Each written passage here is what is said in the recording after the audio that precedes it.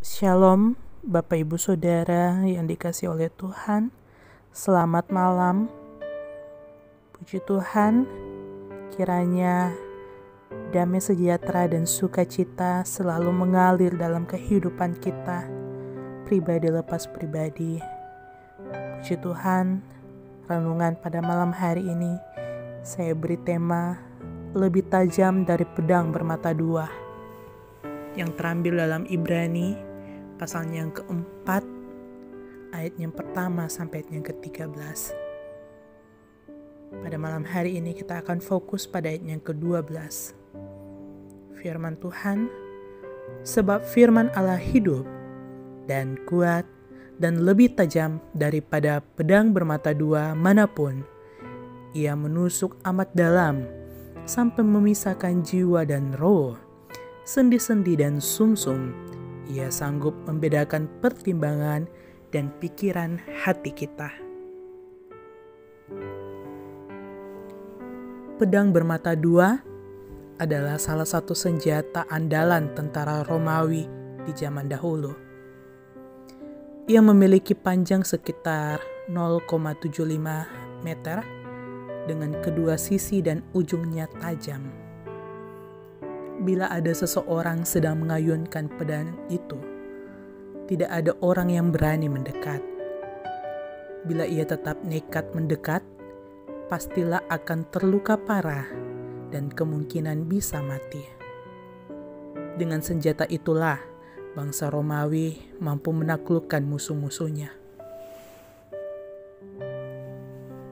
Orang percaya patut berbangga hati karena memiliki senjata yang lebih hebat dari pedang bermata dua manapun, yang menjadi perlengkapan rohani kita supaya kita dapat bertahan melawan tipu muslihat iblis.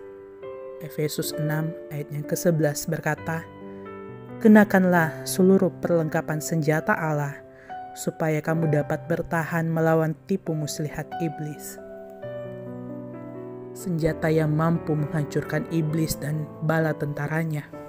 Senjata yang sanggup menembus roh-roh jahat dan penguasa-penguasa di udara. Senjata itu adalah pedang roh, yaitu firman Tuhan. Firman Tuhan adalah perkataan Tuhan sendiri yang mengandung kekuatan dan kuasa yang teramat besar. Alkitab menegaskan dalam Roma pasal yang ke-10 ayat yang ke-8 bahwa firman itu dekat kepadamu, yakni di dalam mulutmu dan di dalam hatimu.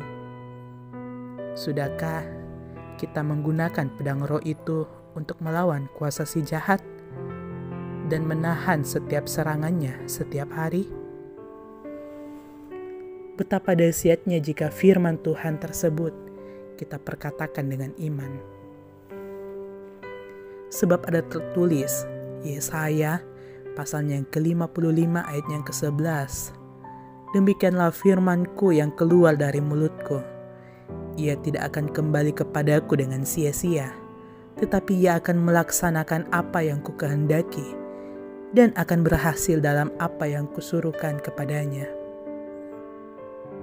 Hidup kita pasti berkemenangan setiap hari bila kita senantiasa tinggal di dalam firman Tuhan, merenungkan firman itu siang dan malam, memperkatakan dan mempraktikkan. Tapi sayangnya, dalam hidup sehari-hari banyak dari kita yang tak mengalami kuasa dari pedang roh itu.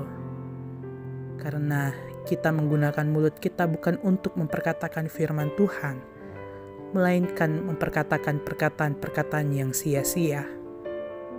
Ketika dicobai di padang gurun, Kristus menggunakan pedang roh, yaitu firman Tuhan, untuk melawan tipu muslihat iblis. Ia tampil sebagai pemenang, dan iblis lari tunggang langgang.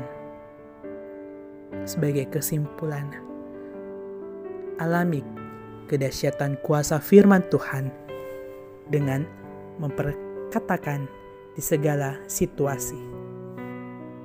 Puji Tuhan, renungan firman Tuhan pada malam hari ini sangat memberkati kehidupan kita. Bagaimana Tuhan Yesus sebagai penolong kita dari berbagai permasalahan yang kita alami. Tuhan tetap melindungi kita, mengingatkan kita bahwa firman Tuhan itu tajam, keluar dan ke dalam, yang mengartikan bukan hanya untuk orang yang kita injili, tapi juga buat kita sendiri yang senantiasa berbuat tidak sesuai firman Tuhan. Minta pengampunan, minta agar Tuhan memakai kita menjadi alatnya untuk memberitakan firman yang hidup. Haleluya.